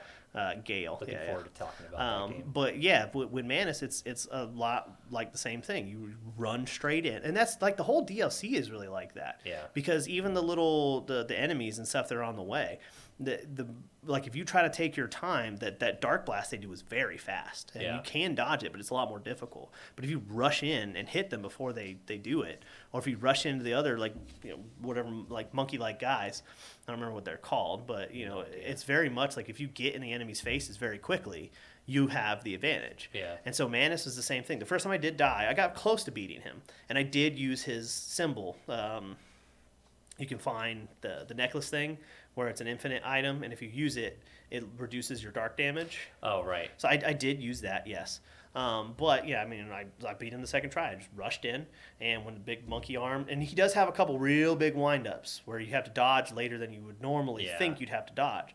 But once I got used to that, I killed him. And now he does have a couple of crap moves, like where he does the darkness all around you that goes inward, and hits you, it is very hard to avoid. You can avoid it, but it's hard to. Or the one that meteors dark from above. Mm-hmm. I did get caught by that a couple of times, and I mean, I was very leveled up and had a lot of health at that point. Yeah. But yeah, I mean, it's more of those where the DLC challenges you to rethink. Right. You know, like it's no longer this slow. It's you have to get in there real quick. So I've only ever done the DLC once, so it's not as familiar. I've done it every time Yeah. I've played it. So I think I'm trying to remember if I did it in my New Game Plus playthrough when I completed the game.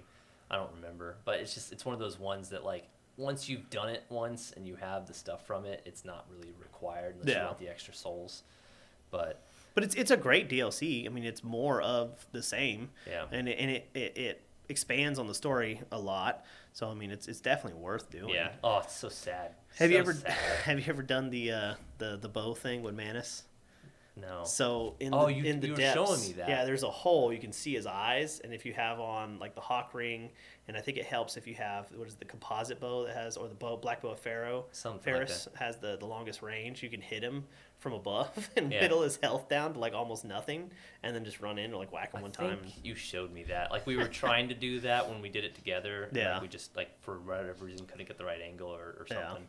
Or like hit him a couple times and he moved out of range or something. Yeah, Yeah. yeah, that was fun. I guess that kind of leads us to the end of the game, right? Yeah, so that will be the next thing. I did all that kind of stuff, and then I went straight to Gwyn. Yeah. Killing of the first flame. Yeah, killing the first flame. Because so like the first thing I did there was I ran to the first Black Knight. I got a Titanite chunk and I maxed out my fists because I was like, this is the final boss. I'm going to fight him with fists because like I've leveled everything else up. But it's like this whole thing, this whole like test bed of what I've been trying to do with this build is like the fists was my primary weapon. And like, do you want to talk about your experience first, or do you? So Gwyn was not really that hard. So Gwyn is He's never really been that hard for you though, has he? He can be difficult though. Yeah. Because a couple of his combos, like if you get hit by the first one, you're going to get hit by a couple others. And he can hit fairly hard. But before, like when I had the big boy sword, it was pretty much I just got behind him and hit him. You know, I rolled out of his way, hit him one time, roll and hit, ran away if I had to heal. Now he doesn't give you a lot of time to heal. If you do have to use Estus, and he tricks you. Because like he'll jump back, making you think he's going to do this one move, but really he's doing this other one. So you go to use an Estus, and he's like gotcha, and he'll hit you. So he does have little tricks to him. But yeah, once you parry him, I mean, it's a pretty generous parry window. I was gonna say, and it's like I remember the first time you told me about how long it took you to defeat Gwyn. In the first playthrough, I was I was so mad. I was like, what? Because I killed him in like 3 tries I was or like, something. what? You spent how long? But then this time, and then like the previous attempts and other playthroughs, like they weren't too bad. Like we did it together at some point, wasn't that? But this time, I was like, this time, I've been practicing my parrying. I'm gonna defeat him. I only punched him legitimately twice. Yeah. But every time I like the first, he runs up, jumps in the air, and like slashes. That first one you could parry every time. I was like, done. I was like, this is gonna be so easy. The only thing he hit me with was the grab. Yeah. He command grabbed me. Yeah, I was saying forgot to mention that. You got to be careful because if you're trying to stay in his face, he'll do that grab. But it didn't kill me. Yeah. It actually gave me a big enough window that I could chug before he started attacking again. So like he would grab me, blow me up, throw me, chug, keep coming, parry, attack, and like I did that until he died, and I was like, first attempt, done. He has very very generous parry window. That was this morning at like 1:00 in the morning after fighting with that game for a good while, like especially Beta Chaos. It's like I spent less time there, but was more frustrated. But it's like I sprinted past all the Black Knights. Took out Gwyn first attempt. I was like, "Yep, I'm done." You know what's so funny is we talk about the difficulty and the anxiety and stuff like that. And when I went into Ornstein and Smo, my anxiety was like, whew, I was so like, all right, hyper focused. Like I'm gonna make this happen. Then I went in and I beat him easy, and I was like, oh, like that wasn't near as bad as I had built. But that's so much of what we talked about is like you build up how bad it's going to be or how hard it's going to be. Right. The rest of the game for me was the same way, but there was nothing I could do to prepare myself for Ornstein and Smo. Like I said, maybe use if my you club. had a plus 15 Cestus at that time or something. Maybe, because I think my Cestus was at like, if not plus 10, but close to it. Yeah. And I had like I said, I only put my stats into Vitality, Endurance, Strength, and Dex. So like I had a good, nice wide range. What was because the fist weapon scales off both Strength and Dex. I was like I should be prepared for this. It's just, and like even if like I think I mentioned it earlier, but even if I could get Solaire to live past the first stage, he was so dumb in the second stage. He was only good for distraction for like 3 hits, and then I had to whittle down Smo myself. It's just, yeah, I'm glad to be putting another Dark Souls playthrough to bed. Like I said, I may or may not do New Game Plus. The hard part about doing New Game Plus is you have to get all the way to the archives. You have to kill the Hydra, right? And then reload the area. DLC. And then the gold golem is there. Mm-hmm. You kill him, the chick comes out. Once you talk to her, you can go to the Duke's archives, and you have to kill from the other golem to go back to actually go into the DLC. Yeah. So you have to play over half the game to even get to... Which I'm fine with, because at that point, if I've played that far, I'll probably end up like finishing the run. But it's like, and I'm not saying that's necessarily a bad thing. I'm just saying, like, if you just want to run through it for the DLC, it's like, I'm just reminding you, there's a lot you got to go through first. Yeah, I'll probably take a small hiatus before I do that, because I think honestly though, some of the frustrations I had were just like they were almost game ruining. But this time I probably had the most fun going through this run, just because like I knew the game, I knew where to go. I was trying new abilities. I was trying a new control scheme, and it's like it worked. I can't say with 100% confidence whether I liked my new control style better than the traditional. I think I would probably if I go back to do the New Game Plus, I'll probably just go back to traditional controls to see. And I have to like teach my brain to relearn the controls again. Yeah. But yeah, it was overall a pretty good experience. Some things like you already mentioned, some things were like nowhere near as difficult, or as like I said, it's all about intimidation. It's just like some things I ran through just fine, and then there was a few hurdles. But yeah, and with any playthrough, unless and that's one thing to remember too, when you see these Dark Souls gods who do these single attempts and no hits or whatever, like that's they're only showing you the completed attempt. Yeah. Like there was like that one guy who wanted to beat 1, 2, and 3. He streamed 1, 2, and 3 all in a row with taking no hits.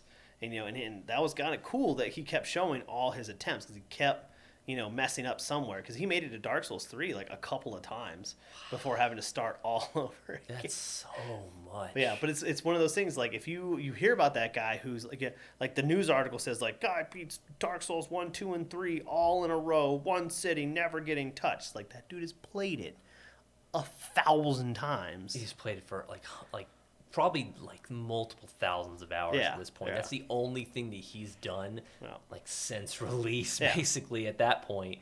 And I don't think that I'm that great of a gamer. Yeah. And I beat Dark Souls the first time without that much trouble. Now, yes, certain things were harder the first time. Yeah. But on my 5th playthrough, it's like I ran through most of it. Yeah.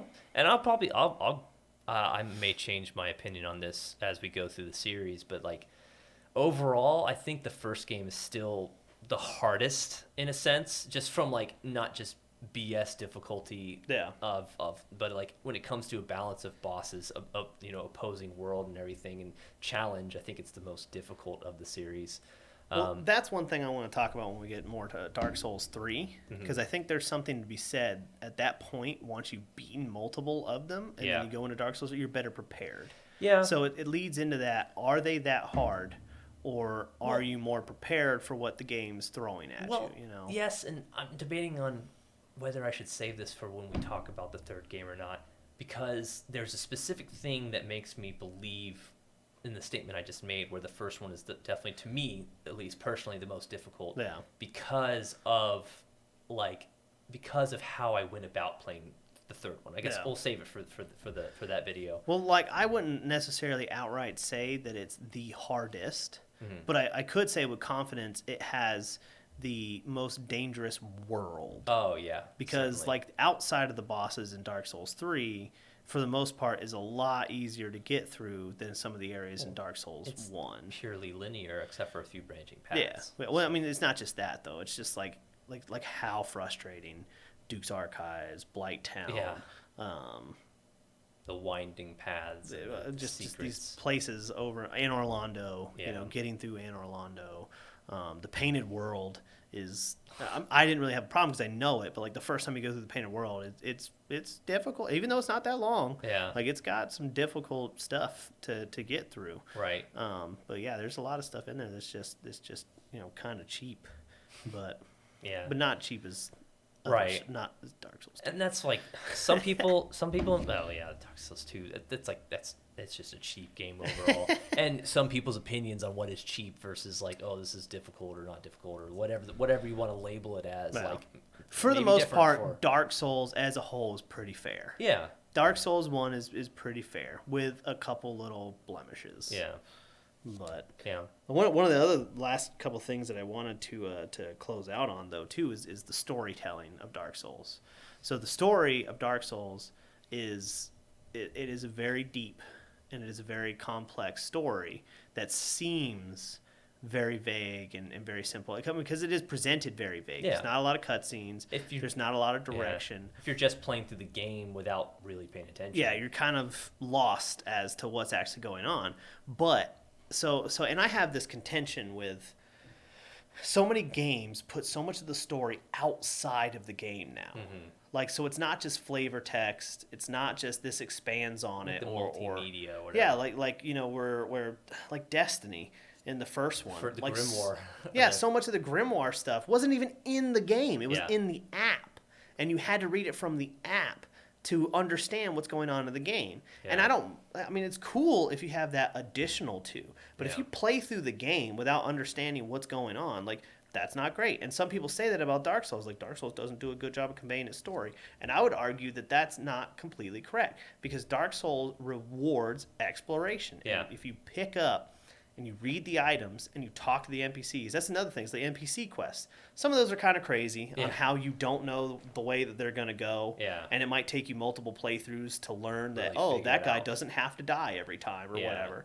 But if you do all that stuff, it is earned through the game. Yeah. And it is all there to be for your interpretation. You have great guys like on Vati Vitya on YouTube. I don't know if you've watched any of his stuff. I mean, you may have sent some. I've watched all of it, like over and over again, because he does such a great job in piecing all these things together to build this awesome world and this huge story. So it is there if you're willing to earn it. And that's a different thing to me than, like, oh, we're going to give you a game with no story unless you walk over to your computer or you pick your phone up and you spend 20 hours reading through all these things. Yeah. And it's how you engage with it. That's another like really great thing about that series is like it's as deep or as shallow as you want it to be. It's all available for you. The game's played how you want to play it. Well, and I made mention earlier that when you first played through, you weren't really sure where you need to go, but it actually does guide you in a sense because if you talk to the NPCs, if you you can tell which area you're kind of supposed to be in based on the first attack you throw out and you only chip like an eighth of the enemy's health versus half their health. You're like, maybe I shouldn't be going this way just yet. Yeah, maybe we should take a different route. It has some flaws, but for what it is, it's a very intelligently designed game because it's very deliberate. I don't know if we've used that phrase yet, but it's very deliberate. Yeah, everything is deliberate. Yeah. So and it's a commitment. Yeah. Like when you think about the gameplay, the battle system, once you hit that button, there's no canceling that attack. Back. You might be able to roll after, or some of them maybe can roll halfway through. But for the most part, once you hit that, you've committed to that attack. It's and like if you old mash school it a couple of jumping. times, you might do a couple of swings before your character stops that animation. It does like button inputs where like you'll be on the ground. If you hit dodge, you'll get up and dodge first thing. Even though it's not what you wanted to do, but you hit it. Yeah. So it's one of those things where, like I say, it's everything you do is a commitment. Drinking, even healing yourself. There's no, you can roll to stop the animation, sure. Yeah. But like once you've chosen to heal yourself, it takes a second. That's like every death, or at least nearly every death. It feels like your fault. Like there's hardly ever a time where you're like, oh, like there's no way I could have avoided that. Like Except for Blighttown. Or, Wait, no, you're. Oh, I'm sorry. No, or some traps. Some traps are just kind of like, Yes, if Well, you're and paying attention. But most of them. So that's the thing. Like with the mimics. So if you're paying attention, Chain. the chain is circled versus the chain is like s'd out. I messed up one time. Yeah. But Yeah. see, once you learn, and see, that's one thing. You don't meet your first mimic until Sen's Fortress, Yeah. which is arguably right before halfway through the game. Yeah. So it teaches you Chester to be trusted. But if you remember what we told you in the beginning of the game, don't trust anything. Yeah. So if you're paying attention, you'll see that chain is different. Oh, the And first that's time a you mimic. get chomped by a mimic, you're gonna look at Well, that, and it's you're out gonna in the attack open every too. single- Yeah, but it's out in the open. In Yeah. Sen's Fortress, the chest is not up against a wall, Yeah. where it's hard to see the chain. It's right in the middle of the room. Yeah. And the chain is right there. And if you stop and wait a second, you can see them breathe. Right. The top will open. You'll see their teeth and stuff a little Plus, it being Sen's Fortress, literally a booby trap bit. building. Yeah, full of booby traps. So it makes sense that mimics would first appear in Sen's Fortress. Yeah. So it's just another one of those where it's like, you might be like, oh, this is so cheap. It was a trap. You know, it's like beginner's trap. Like, if you're paying attention, Yeah. you'll see that. Again, a game and patience. Yeah. Take your time. Yeah. Observe everything. Yeah. So, Well, this was fun. but I guess in closing, you know, what would you say? Do you want to give a rating, or because I I don't don't know. really care for ratings. I say we discussed this about when creating this show, what our thoughts are. It's like a review, but not a review. No. Like, did we want to end with a rating? I don't know. I was leaving. I'm not gonna give a rating. What I would say is play it. Yeah. That everybody should play it, even if you're not very good at video games, even if you don't complete it. Yeah. If you go into it with that mindset of it, if it doesn't play as what you think games play like, Mm-hmm. and it's not as hard as everyone has told you that it is. Right. You take your time. It is an experience worth experiencing. Right. You know. Because I don't necessarily want to give it a true review based on a number or like a scale or anything like that. But yeah, like I want to kind of mimic what you said. It's like I used to think when I was younger that it wasn't a game for everyone. It's like, oh, it's a hardcore game. That's how it's built up to be. But really, it's if you want to play it, you can. And you at any skill level, it might take you a little bit longer. You might get a little bit more frustrated, but it's not so fast paced that you're gonna be overwhelmed. At least in the beginning. Yeah. Like you can approach every situation at your pace because every enemy can be baited. Whether it's throwing a dagger at them or just approaching them enough where you pull one off at a time. There might be some traps here and there, but you get used to it because you die, you learn, you repeat.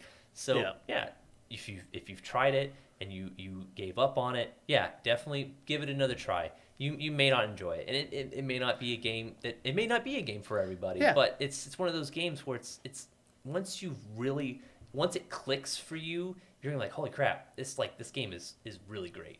And so yeah, it's definitely worth a playthrough. It's worth getting through to the end if you can manage it. If we wanted to touch on completion process, even though it's a game to be basically designed to play forever because of New Game Plus and so many things you can collect and upgrade, the process in which it takes to complete is only if you enjoy seeing those numbers go up and getting those achievements, because otherwise, by the time you're on your third or fourth playthrough, you're literally repeating everything over and over again. And if you're the hardcore type that likes to do that, then great. But it's just if you get through the first playthrough and beat Gwen, even if you don't do the DLC, like if you don't have the DLC, it's still a great experience. Like it will really, I guess, it kind of changes your perspective of how you view certain games. Especially not even just within that genre. There's a reason why so many games are now compared to Dark Souls. Yeah. And I mean, it changed Yeah. the way a lot of people look at games. Yeah. I mean, it changed the gaming landscape. it changed how people view difficulty, storytelling, Yeah. and so many things. Think of how it's influenced so many other things between Jedi Knight Fallen Order, God of War, Yeah. copycats, or Lords became- of the Fallen, and all those kind of Darksiders 3, and so many ones that have either taken elements Code or Vein and yeah, even Code Vein, Remnant and, Remnant. Yeah, Remnant's got elements of. there's Souls-like, which is another Well, premise Remnant we around- talked about, Yeah. not really Souls-like. I would describe it differently, but it still has elements of. Yeah. I mean, there's so many games, that that are influenced Right. by Dark Souls now. And So I mean, it's other games may have done similar things before that game. I mean, you talk Demon Souls; it obviously came before it. There's probably other examples that I can't list right now. But when you look at it as an entire package together, it's like it.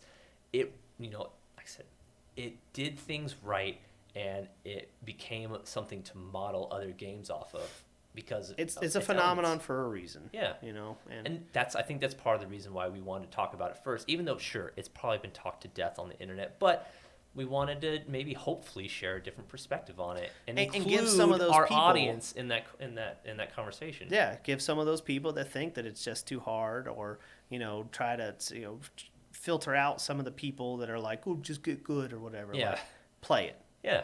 It is a fantastic game.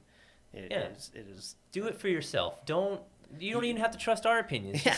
Just don't take what you see on the internet for the word of like the official word. It's like, just if you want to experience something, if you want to know what it's like, you can listen to reviews, you can watch videos all day long, but until you do it yourself, you're not gonna know. It's worth trying out, even if you don't Yeah. complete it, if you don't beat it, whatever. It's worth sitting down and trying to get through it. And I know we're running a little long at this point, but I was going to say, eventually when we engage with hopefully our audience on social media, like if there's something we haven't touched on, if there's specific things that you want to bring to the conversation or hear our opinions on other parts of the game that we may not have mentioned, let us know. Yeah, we jump in the comments. We're gonna have all our social medias up, and Facebook, Twitter, Instagram, all that kind of stuff going. It's going to be at Galactalloy for everything. That's GALACTALLOY.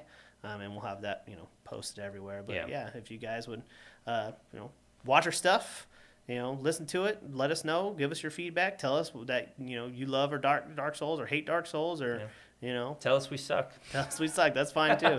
Whatever. We want to engage in the conversation and bring more people and not just have this be a one-sided 9 out of 10. There you go. Yeah. So. Well, it's because even the culture of reviewing games now is just that's so another broken. tangent. But so thank you guys for listening. Thank you for watching. If you're on YouTube or wherever you are to consume your media, we appreciate it. And we'll see you next time. Thank you very much.